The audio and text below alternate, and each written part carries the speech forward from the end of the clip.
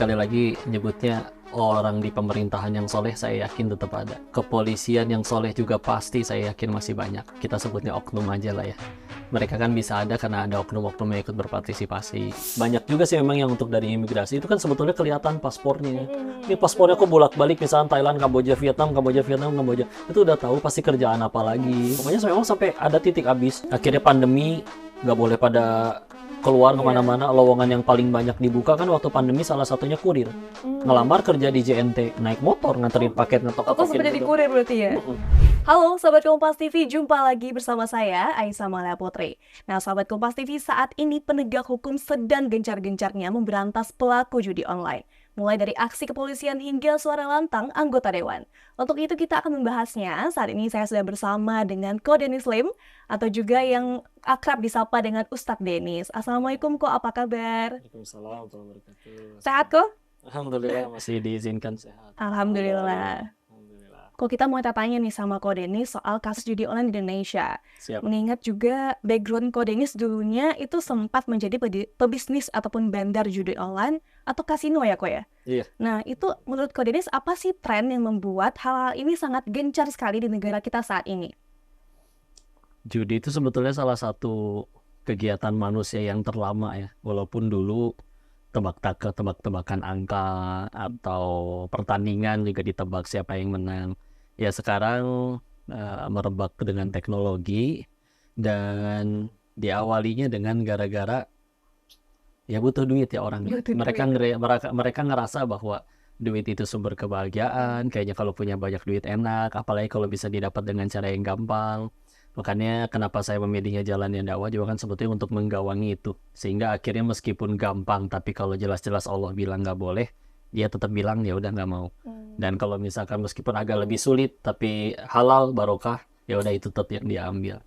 Selain itu juga gara-gara memang dulu tuh waktu kau sendiri masih di sana untuk minimal main ya nyebutnya ya, itu di 500.000 atau bahkan serendah-rendahnya 100.000. 500.000 minimal Iya. ataupun 100.000 ya Ko ya? Kalau sekarang ibarat yang mancing tambah banyak, ikannya segitu-segitu aja. Oh, Jadi iya. yang buka tambah banyak, sedangkan ya masyarakat Indonesianya kan segitu aja. Jadi akhirnya ibarat orang makin buka banyak ayam geprek misalkan di mana-mana. Akhirnya kan saling murah-murahan. Akhirnya 10.000 pun mereka terima. Nah masalahnya orang yang punya duit 10.000 itu kan bisa jadi yang anak SMP, anak sekolah.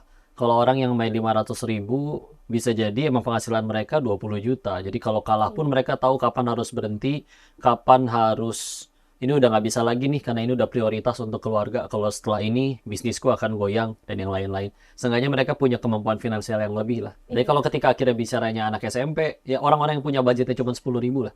Ya akhirnya kecemplung lah di situ. Dan kalau udah sering bilang juga, udah nggak bisa dibilang judi lagi sih. Judi itu masih ada unsur hokinya.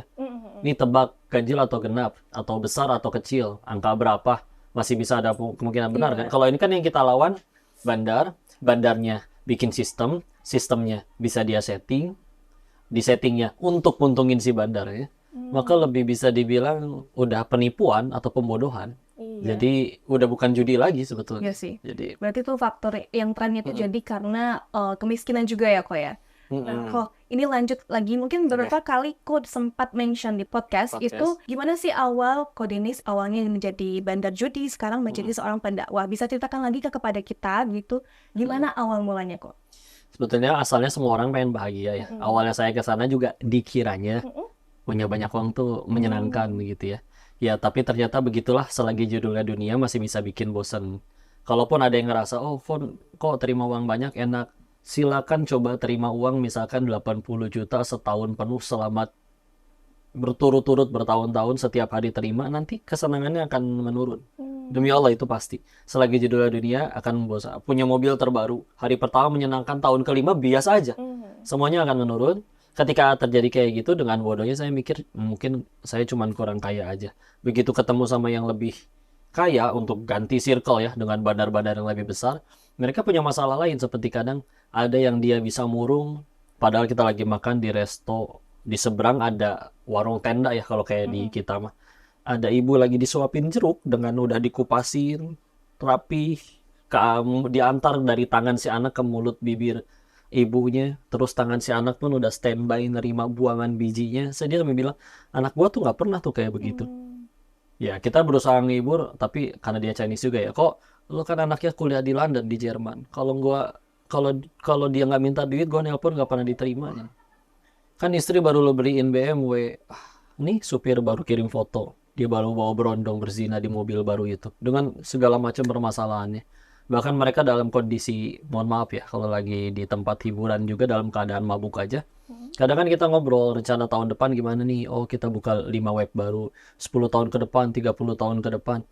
Wah kalau udah 30 tahun depan udah tinggal nikmatin deh. Tinggal nyantai di rumah hangat dikelilingi anak cucu. Ya lu nikah aja belum, diledekin kan. Nikah orang yang lain, bandar yang lain lagi.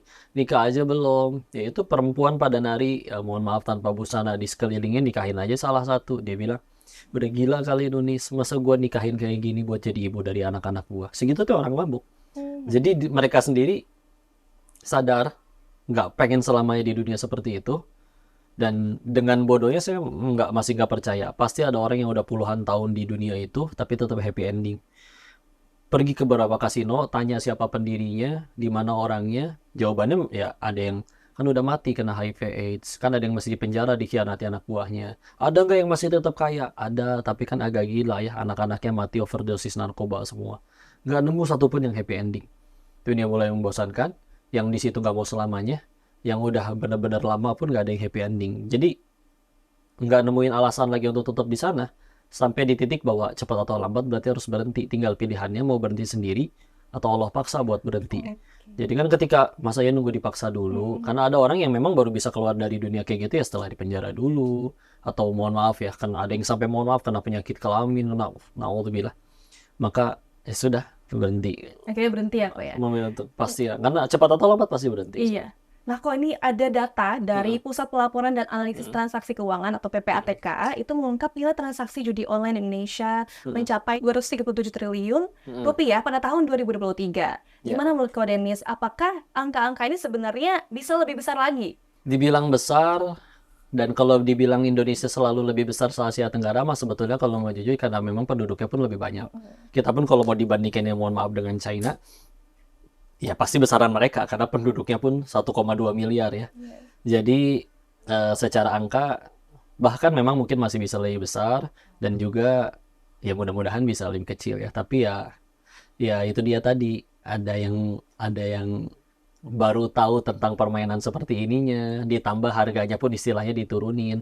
Jadi akhirnya sebetulnya cepat atau lambat insya Allah pasti akan menurun sih. Saya berharapnya ini tuh sesuatu yang mereka kira baru, jadi kan biasa coba-coba gitu kan.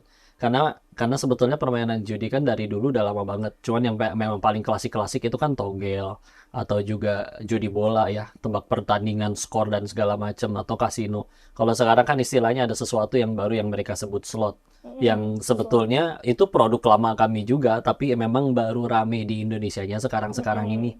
Ya ada harapan, sekaligus juga disampaikan, didakwahkan setiap hari. Mudah-mudahan mah itu cuman kayak euforia sesaat yang akhirnya benar-benar sadar, udah berhenti, akhirnya bosan sendiri. Atau setelah ngelihat kiri kanan, ya Allah dari 10 tetanggaku yang main 9 kalah semua, 1 menang itu juga ujung-ujungnya kalah. Atau dia sadar cuma dikasih menang sama bandarnya. Harusnya sih bisa menurun mudah-mudahan. Oke, kalau ini ada sejumlah pemberitaan juga kok soal judi online. Itu pertama ada polisi kembali tangkap 2 orang terkait kasus judi online yang melibatkan pegawai Komdigi. Lalu juga ada pakar yang menyebut judi online sudah jadi bencana nasional. Pemerintah jangan setengah-setengah memberantas. Juga ada berita yang berjudul pemerintah pastikan telusuri akses judi online melalui VPN maupun non-VPN. Dan terakhir ini ada Budi Gunawan akan tangkap bandar judi online asal orangnya ada di Indonesia. Nah ini gimana menurut kau Dennis? Gimana sih tentang tren judul ini dan langkah pemerintah Indonesia sekarang? Kalau juga udah pernah bilang ya, sebetulnya mereka punya jalan atau cara untuk bisa menutup sebetulnya. Cuman ya bisa dibilang kuenya terlalu besar kalau ditutup begitu saja. Saya sekali lagi nyebutnya orang di pemerintahan yang soleh, saya yakin tetap ada. Kepolisian yang soleh juga pasti saya yakin masih banyak. Kita sebutnya oknum aja lah ya. Mereka kan bisa ada karena ada oknum-oknum yang ikut berpartisipasi. Bahkan dulu sebelum kita masuk ke dunia online, ke internet, kasino-kasino fisik yang ada di gedungnya, orang datang benar-benar nukerin chip, bawa duit cash di situ, itu pun bisa ada kan ya karena ada yang jagain, ada yang backingin. Kalau sendiri dulu di sana setor ke pemerintahan Kambojanya ya, itu bisa 3 sampai 4 miliar per bulan. Jadi memang ada upetinya untuk ngejagain itu semua. Dan kalau kau dibilang kayak gini bukan berarti kau pengen nyudutin mereka. Makanya tadi kau bilang masih banyak pasti orang pemerintahan yang soleh, kepolisian yang soleh. Cuman ya sebagaimana namanya oknum ya. Orang namanya panti asuhan dianggap ustadz aja kemarin ada yang rame kan, mohon maaf sampai menyodomi anak-anak yatim itu. Itu juga ada, oknum tuh akan selalu ada. Nah, selagi oknumnya ada, selagi mereka mengira bahagia itu masih dari duit, selagi tidak cukup takut sama Allah, ya sebetulnya semua dosa ya pasti akan ada aja di muka bumi. Dibilang nanti akan ditangkap selagi orangnya ada di Indonesia. Kan sebetulnya udah jadi rahasia umum juga bahwa kantornya biasanya jelas nggak di Indonesia, biasanya di luar. Kok, ini ada pertanyaan kok. Iya. Mau belak-belakan aja nih kok ya. Iya. Tadi kan kok sempat bilang backingan. Nah, backingan itu dari aparatus seberapa kuat sih kalau misalnya di Indonesia itu kok? Dulu ya, ini trik yang paling lama ya. Bahkan dulu ada pengusaha-pengusaha bisnis offline yang dia kalau bisnis judi kasino yang benar-benar fisik ya, dia bahkan ada yang saya nggak mau kerjasama kalau misalnya kita kerjasama biasa antara sipil sama sipil. Ada yang baru mau ngerjain kalau misalkan mohon maaf yang punyanya adalah mohon maaf oknum aparat.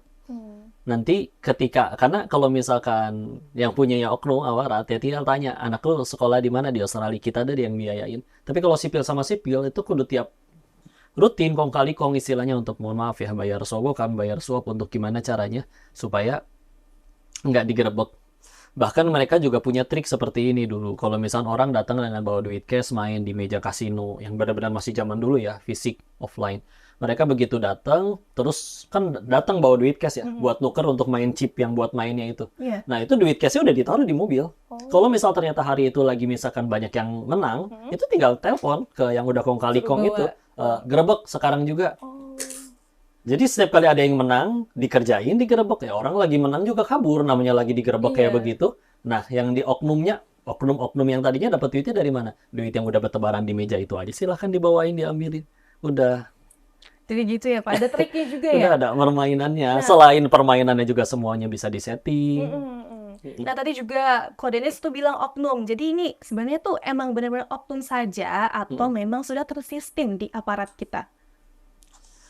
Tadinya nggak mau masuk ke sistem itu juga kalau misalkan tahu-tahu tergiur dengan deal-dealannya mah ya semua orang bisa tergoyahkan ya. Bahkan mereka di sana ada ya masih banyak yang berpendapat ya dari pengusaha judi itu yang berpendapat bahwa semua orang tuh pasti ada harganya. Selurus-lurusnya orang menurut mereka pasti ada harganya untuk bisa digoyangin lah untuk ke apa namanya idealisnya untuk supaya tadi ya yang harusnya menjaga, menggawangi malah jadi mendukung dan sebagaimana macamnya. Tadi kalau dibilang juga saya sedikit menambahkan ya kalau misalkan dibilang bisa ditangkap selagi ada di Indonesia. Kan sebetulnya udah pada tahu kantornya di mana. Oke, kalau di situ itu masalahnya adalah bicara yurisdiksi. Kalau bicara yurisdiksi masalahnya kan mereka kan nggak mungkin seumur hidup di sana juga. Mereka rutin pulang loh. Kan mereka kena masalah visa. Mereka kan buat datang ke sana itu visa itu memang kalau sesama Asia Tenggara memang bisa bolak-balik misalkan ya mendarat di mereka kantor misalnya di Kamboja. Tinggal pergi ke Thailand, terus masuk lagi. Meskipun cuma setengah jam keluar Kamboja. Itu dapat visa baru. Iya. Mereka memang bisa dapat visa baru. Tapi kan nggak biasanya pasti pulang. Karena nggak mungkin nggak pulang sana belasan tahun nggak pernah pulang. Sedangkan keluarganya misalnya di Indonesia. Berarti kan pintu masuknya ada. Tinggal ya kerjasama dengan misalnya kayak imigrasi. Saya dapat info dari beberapa kawan-kawan yang tahu tentang itu. Banyak juga sih memang yang untuk dari imigrasi itu kan sebetulnya kelihatan paspornya. Ini paspornya kok bolak-balik misalnya Thailand, Kamboja, Vietnam, Kamboja, Vietnam, Kamboja. Itu udah tahu pasti kerjaan apa lagi, nggak mungkin enggak. Kan dari situ aja kalau misalnya istilahnya pengen ya maaf ya ditangkap, tangkap ya sudah selesai di situ. Orangnya ketangkap walaupun mungkin karyawan-karyawannya dan biasanya kadang bosnya bolak-balik, nggak semuanya menetap di sana. Kemarin dapat info, udah diperketat tahu sekarang. Jadi sekarang kalau misalkan langsung pergi ke Kamboja itu nggak diizinin kalau nggak ada tiket pulang. Dan mereka nggak kalah pintar, mereka keluar modal. Ada mereka yang sampai mau nggak mau beli tiket Singapura pulang pergi. Jadi kalau ditanya ngapain ke Singapura, ini tiket iya. perginya, ini tiket pulangnya. Padahal tiket pulangnya dia enggak, dia dari Singapura baru terbang ke Kamboja. Dari Kamboja udah nggak pulang-pulang lagi ke Iya. Indonesia. Tiket Singapura yang tadi pulang pergi dibiarin Dibiarin angus aja. yang pulangnya. Ya pinter-pinteran sih, tinggal ya Jadi kayak hapus jejak itu ya, Ko ya. ada aja ya penjahat mah. Kok tadi sempat mention yang di Kamboja juga, Ko. Iya. Bisa jelasin nggak, Ko, sih praktik yang mungkin dulu Ko Denny sempat ikuti juga itu yang di Kamboja atau gimana sih sistemnya? Apakah ada aliran ke bandar utama atau gimana, Ko? Ini orang sekarang itu bahkan terakhir saya masih di sana itu bikin judi online aja udah bisa kayak Maklon Skincare. Kita nemu orang IT yang atau orang-orang yang disebutnya sebagai agen atau permainan-permainan yang ada untuk gimana caranya dia, ini saya punya duit segini, bikinin saya website. Nama websitenya ini, tampilannya begini, nanti jadi orang bisa mulai main. Ya, di sana kebanyakan memang ada yang bikin game sendiri, bikin permainan pokernya atau bikin apapun itu. Ada juga memang cuman agen. Dia ngambil dari website-website yang memang bikin permainan, ditaruhlah semua permainan itu ada di website dia. Ibarat dia punya toko, jadi semua produknya lengkap nih. Judi bola ada, slot ada, apa segala macam. Itu gampang banget bikin yang kayak gitu. Modalnya tinggal kadang ada yang nggak pakai modal ke penyedia permainannya, tinggal bagi kue aja. Nanti kalau misalkan 70-30. Jadi kalau ada pemain kalah 100 juta, ya udah kami dapat 70 jutanya, kamu dapat 30 jutanya. Modalnya apa? Paling gaji karyawan, mes karyawan, sama paling beliin komputer atau laptop untuk mereka beroperasi di sana. Atau paling ada biaya internet, atau paling biaya sewa gedung. Nah, di sana banyak yang jadi agen seperti itu. Nggak semuanya bisa bikin game atau permainan sendiri. Kalau masalah tempatnya di sana memang Kamboja termasuk yang melegalkan, tapi dilokalisasi. Yang setahu saya yang punya akses untuk buka kasino secara fisik di kota-kota besar seperti di Phnom Penh itu memang orang-orang yang biasanya dekat dengan pemerintahannya. Dulu kami sendiri bukanya kan di perbatasan antara Thailand dengan Kamboja. Itu sudah keluar Thailand tapi belum masuk Kamboja. Orang nyebutnya Poipet di tempatnya di situ. Nah, di situ memang banyak kasino fisik yang sudah terlokalisasi di situ ada. Kami datang ke sana nyewa salah satu ruangannya untuk supaya buka unit tadi kasino online-nya. Yang kami bayar upetinya salah satu yang kayak bayar upeti selain kepada oknum yang nge-backingin dan segala macam, salah satunya adalah ke yang orang-orang yang punya kasino fisiknya supaya kami diakui sebagai subunit online-nya. Kalaupun digerebek oleh mohon maaf polisi Kambojanya, mereka ngakui oh dia subunit kami karena kita udah bayar upeti gitu. Memang biasanya yang orang Indo yang di sana memang kebanyakan online sih. Walaupun ada akhirnya yang ikut terlibat dia buka yang offline-nya, tapi kan dia terlokalisasi cuma bisa di situ aja. Dan kudu ngarep orang dari Thailand datang untuk main. Beda dengan online ya, meskipun kadang karyawannya cuma 5 orang, tapi yang main Masya Allah bisa se-Indonesia. Gitu. Oke, kok. Jadi ini pusat operasinya itu apakah di luar negeri yang kayak tadi kok bilang, apakah di Kamboja ataukah di luar negeri lainnya, atau juga di Indonesia tuh sebenarnya juga ada? Ada kayaknya di Indonesia masih, tapi sedikit sekali. Karena kalau di Indonesia capek kejar-kejarannya.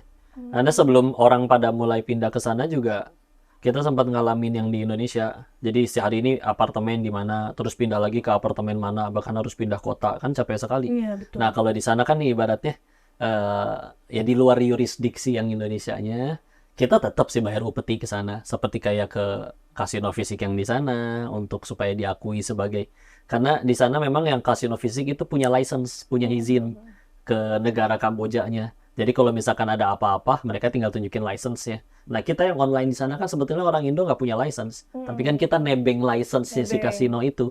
Untuk supaya akhirnya bisa buka di sana, diakuin jadi subunitnya kalau misalnya digerebek. Ya memang walaupun juga ada upeti-upeti yang dibayarkan ke pihak sananya. Jadi, ya begitulah sistemnya. Nanti ada di luar negeri juga Indonesia ada sedikit. Iya, di Indonesia sedikit. Kebanyakan udah di sana ya. Terakhir 2015 aja sudah ada sekitar 4 ribuan yang di situ ya. 4 ribuan itu di Kamboja kok. Di titik yang tadi, yang Poipet. Sedangkan kan titiknya banyak.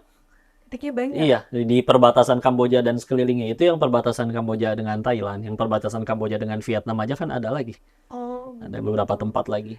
Nah, kok ini kan untuk penegak hukum kita itu memberantas judi online ini termasuk kejahatan judi lah ya. Apakah bisa sih sebenarnya kita tuh menangkap ke bandar utamanya menurut Koko? Menurut dari pengalaman Ko Denis tuh gimana? Bisa nggak sih, Ko? Ini jadi bandar itu di sana juga ada banyak. Untuk sekedar jadi bandar, kita nggak punya game permainan yang kita bikin sendiri, tapi sekedar bikin website dan ngambilin game orang supaya game itu bisa dimainin di website kita, itu juga bisa dianggap bandar kan sebetulnya. Jadi bandar itu juga kalau untuk semudah itu bisa jadi bandar ya memang udah banyak sekali. Dan dengan saking banyaknya persaingan itu sebetulnya sekarang juga lebih banyak bandar yang bangkrut daripada yang bertahan.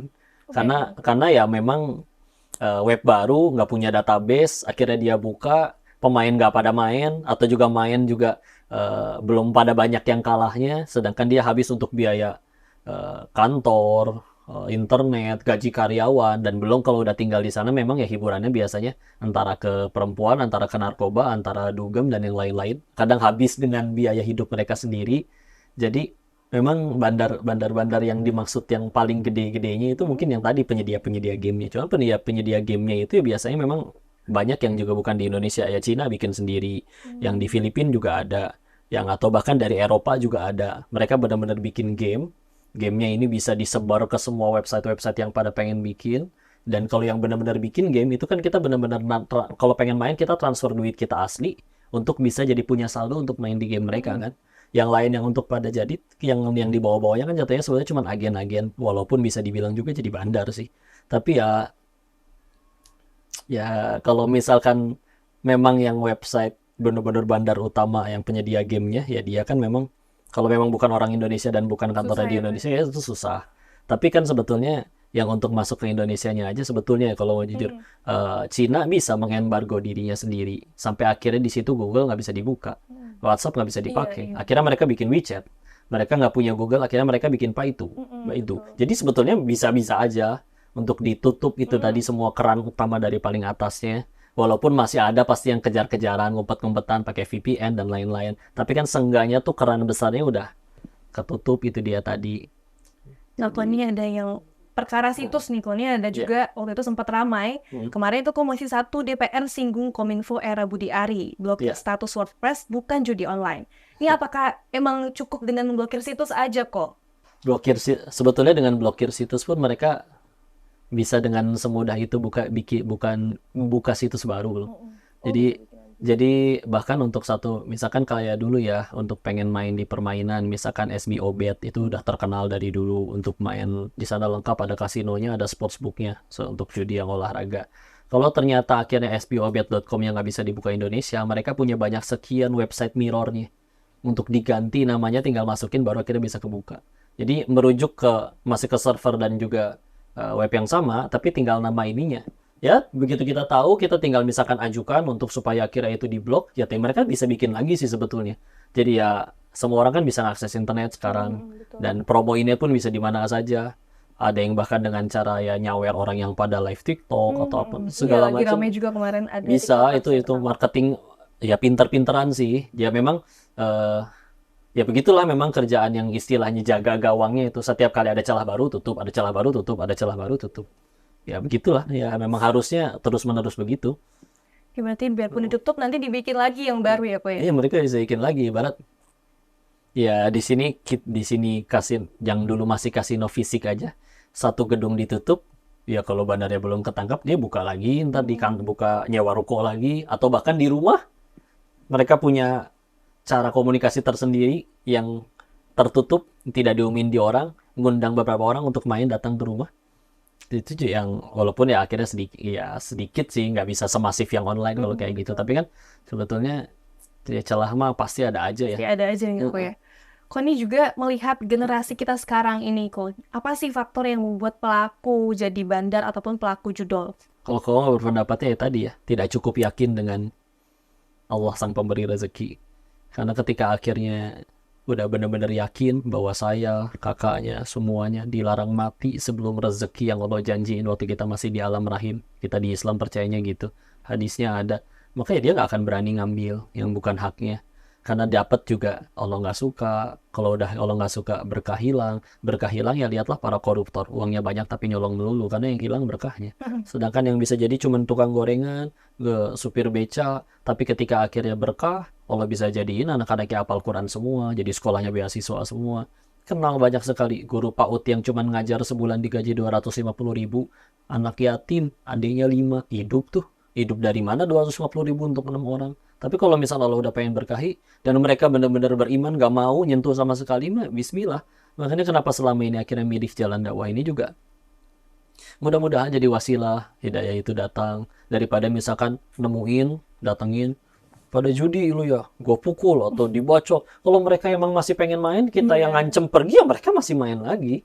Jadi ya, makanya kenapa memilih jalan ini, bismillah, mudah-mudahan dengan kesadaran atau iman yang bertambah, nanti kan yang berhenti juga nggak cuma judi. Yang suami nggak berani selingkuh, yang jadi pejabat nggak berani nyolong uang rakyatnya. Jadi lebih merata sih, lebih menyebar. Dan ya ini jadi cuma salah satu segmen bahasan dari dakwah yang kita sampaikan aja sejauh ini. Tadi Ko Dennis sempat bilang kalau misalnya setiap hari itu terima uang 80 juta kok. Naik turun, Naik tapi turun. bisa lebih. Tapi itu kan selama bisa. berapa tahun dan kemana sih uang hasil judi online Koko itu kalau kita boleh tahu? Ya, kalau saya dulu biasanya habis jalan-jalan ya. Habis jalan. Karena sayanya nggak terlalu suka beli barang yang gimana. Kadang memang ada yang habisnya ke barang. Tapi dulu saya mikirnya, kadang beli barang yang murah aja, tetap orang nggak pada percaya murah, tetap dikira mahal. Jadi nggak perlu harus yang kayak gitu. Dan saya biasanya lebih suka diinvestasiin lagi. Rumah pertama yang saya beli itu umur 22 tahun. Udah beli rumah pertama. Dan ya kadang ke kendaraan, kadang diputerin di bisnis lagi. Bahkan akhirnya saya buka usaha sendiri. Nah, alhamdulillah sempat jadi rentenir juga. Jadi kalau misalkan ya mereka pinjam nih, nah 50 juta, nanti bayarnya 75 juta, dicicil selama setahun. Seperti itu. Tapi ya walaupun secara matematis menguntungkan, ya itu dia ya, mentoknya sama aturan Allah. Memang habis nggak jelas. Jadi habis ya kok ya? Waktu itu ketika pulang pun jujur kan masih bawa duit. Walaupun ada sisa tinggal beberapa ratus juta doang ya, meskipun ya haram. Saya suka ngebayanginnya kayak gini ya. Mungkin kata Allahnya katanya mau hijrah, tobat. Masa semua uang haramnya masih disimpan? Gak sanggup ya buangnya. Ya Allah, terlalu melekat di hati. Akhirnya ya akan dikirim lah nanti banyak pertolongan. Jadi saya banyak ditolong orang. Yang nolongnya ternyata ya itu tukang tipu datang semua. Oh, jadi kena tipu akhirnya. Iya, nyajak bisnis. Ya teman dari kecil lo tinggal taruh duit segini, tiap bulan dapat keuntungan segini, menguntungkan bukan? Saya juga. Ini jalan dari hijrah, dari tobat saya ya. Begitu ditantu sampai detik ini, hilang batang hidungnya. Ada yang sama-sama jujur, akhirnya bangkrut usahanya. Pokoknya sampai benar-benar usaha apa aja nggak pada jalan, entah ditipu, padahal udah proteksi mungkin, sedetil mungkin, sespesifik mungkin, tapi ya itulah jalan pengen dibersihin ya. Pokoknya saya memang sampai ada titik habis. Akhirnya saya di CFD, di Car Free Day di Dago, di Bandung, jualan kaos kaki di emperan 10 ribuan. Akhirnya pandemi, nggak boleh pada keluar kemana-mana. Lowongan yang paling banyak dibuka kan waktu pandemi salah satunya kurir. Ngelamar kerja di JNT, naik motor, nganterin paket, ngetok Kok sampai jadi kurir berarti ya? Ya, intinya mulai lagi dari nol, dan ketika akhirnya terakhir memang akhirnya jadi ngajar, udah mulai ngaji kan, jadi akhirnya ngajar Quran, tahsin, tahfiz di SMA, ngajar ngaji. Terus ada momen memang itu dihabisin semua, dan jujur ngambek, percuma udah nonggeng, udah sujud, mana malah habis kayak begini semua. Tapi akhirnya sampai saat itu iya kan itu pertolongan ya, sisa uang haramnya jadi nggak ada yang kemakan. Coba hijrah sambil masih makanin duit haram, mana bener, buang sendiri nggak sanggup, ya udah ditolong. Cuma waktu itu kenapa saya ngambek ya, sederhana, biasa jadi waktu itu Tuhan sayanya duit, ngakunya muslim, tapi ketinggalan sholat gak pernah nangis, hilang duit baru nangis. Nanti kan ya gitulah kadang orang dia sholat kok, tapi ketinggalan sholat gak pernah nangis, tapi waktu gagal nyalek gila ya udah berarti di hatinya jabatan. Akhirnya ketika nyampe di titik itu, iya ini teh pertolongan, jadi bersih sisa uang haramnya. Walaupun mulai dari nol lagi, tapi ya udah pelan-pelan, kalau kata Allah ada rezekinya lagi, ngumpulin lagi, nabung lagi, belajar ngaji pun ketika udah nggak ditarifin. Kalau mau undang ceramah gratis, dibilang gratis juga kadang ada aja orang baik mah ini ngasih rezeki, padahal kitanya nggak minta nggak apa. Ya udah kumpulin pelan-pelan. Ini lagi. Oke, kok sebagai mantan bandar judol, pesan apa sih dari Ko Dennis untuk aparat penegak hukum saat ini? Kalian yang dipilih oleh Allah jadi aparat, amanah dari Allah ya, karena punya otoritas yang bisa digunakan. Ketahuilah setinggi apapun jabatan kalian, wahai pemerintah atau juga bahkan orang-orang yang punya kuasa, kalian gak akan pernah ditanya jabatannya setinggi apa, tapi akan ditanya kekuasaannya dipakai untuk apa. Habisilah apapun kekuasaan yang Allah titipin, bukan kalian yang hebat, Allah yang titipin. Yuk gunain untuk yang jadi manfaat bagi umat. Karena ya yang akan ditanya itu soalnya. Karena mudah-mudahan dengan amanah otoritas tersebut, baik yang di pemerintahan maupun yang di aparat, yuk gunain lah itu titipan dari Allahnya untuk jadi manfaat untuk di jalan yang Allah suka. Karena sesuatu baru jadi baik itu kan ketika bikin kita tambah dekat sama Allah. Kalau kalian dapetin jabatan itu hanya untuk bikin malah tambah jauh dari Allah, maka sejatinya bukan nikmat, tapi malah jadi musibah. Ya udah, bismillah kita. Oke, kok tadi untuk aparat penegak hukum, kalau misalnya pesan untuk generasi muda saat ini, para pelaku ataupun keluarga dari orang tua juga, gimana kok pesannya? Pilihannya memang cuma dua, berhenti sendiri atau Allah paksa buat berhenti. Kalaupun katanya udah kalah, habis banyak, ke apa-apa, kalah itu pertolongan. Satu, jadi bisa berhenti. Dua, gugurin dosa. Bakal lebih repot kalau misalkan seumur hidup dikasih menang, gak ada yang jago ngitung ya. Atau dia jadi bandar sekalian lah. Menang terus, tapi kan bakal mentok sama aturan Allah. Sebentar di dunia mah gini-gini aja. Kalian bisa beli uang, bisa punya uang banyak sekali, banyak mau beli makanan enak dan semahal apapun juga bedanya cuma 5 senti kan di lidah doang. Ketika udah masuk perut sama, ketika keluar sama-sama bau, bisa beli rumah banyak. Tetap aja tidurnya di atas kasur, gak mungkin pindah-pindah rumah setiap hari. Ada batasnya, sebentar aja. Dan kalaupun ngerasa itu kebahagiaan, ya punten, kalian ngerasa itu kebahagiaan karena kalian belum pernah kaya aja. Karena orang yang udah benar-benar pernah merasakan titik itu ya bahkan ngerasa, oh enggak, bahagia tuh nggak di situ. Bahagia tuh adanya pada apa yang Allah suka, bukan yang kita suka. Makanya harus berapa kali patah hati dan kecewa lagi, baru kita mau mulai nyari Allah. Baru kita sadar bahwa bahagia adanya pada apa yang Allah suka, bukan yang kita suka. Karena berhenti aja, ya. Sebelum Oke. Allah paksa berhenti. Oke, kok ini juga ada pertanyaan nih, satu lagi. Iya. Kan Koko tuh dari bandar judi online ya, jadi pendakwa. Itu Iya. gimana sih dukungan dari keluarga Koko untuk profesi yang saat ini? Dulu waktu akhirnya pulang ngaji, bahkan sampai benar-benar maksain diri untuk benar-benar lepas dari circle itu yang masih ngajak-ngajakin gitu ya. Izin waktu itu memang pengen masuk ke pesantren, ke tempatnya Agim ya, Darut Tauhid. Ditanya memang serius, benar-benar mau benar-benar pindah dunia seperti ini. Ya serius, benar-benar pengen udahan. Ya udah, kami semuanya pasti dukung. Cuman kan mungkin dia taunya ya dari dulu kenalnya. Oh ini anak senang usaha, senang bisnis, biasa.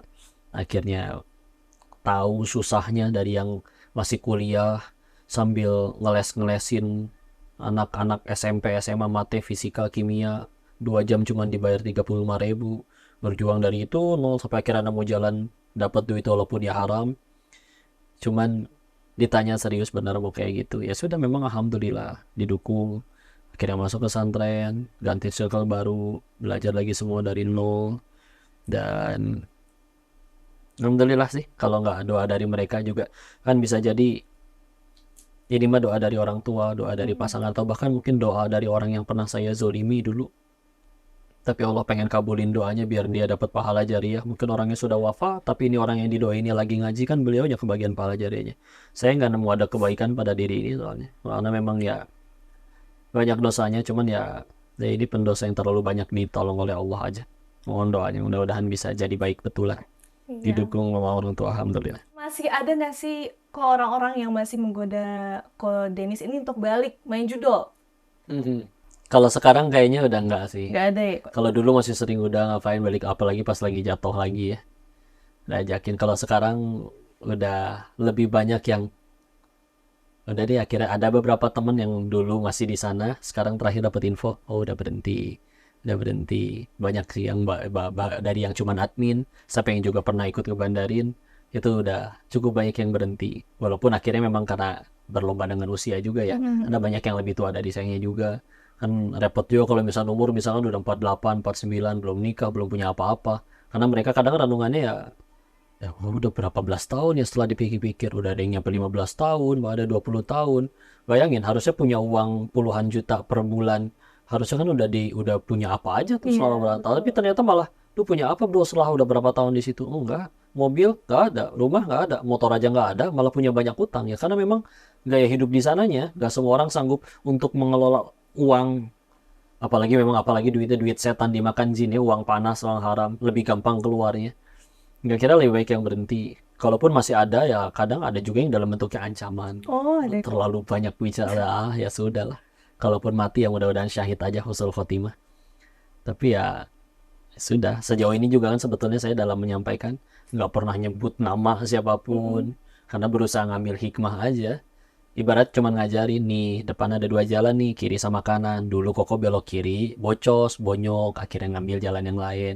Berarti lu tinggal jangan ikut belok kiri, ikutin jalan yang lurus. Sederhana itu kan sebetulnya. Kita nggak pengen jatuhin siapapun, nggak pernah nyebut nama, nggak pernah nyebut apa. Karena bisa jadi yang punya otoritasnya juga ada tahu sebetulnya orangnya siapa-siapa aja. Cuman ya sudah lah. Siapa? Oke kok. Terima kasih banyak sudah menyempatkan banyak, waktu alhamdulillah. untuk wawancara sama Kompas TV ya, Po ya. Terima kasih. Semoga ini kita pantau terus sahabat Kompas TV kasus judi online di Indonesia dan semangat untuk memberantas judi online Indonesia. Saya Aisyah Mulia Putri pamit undur diri, sampai jumpa.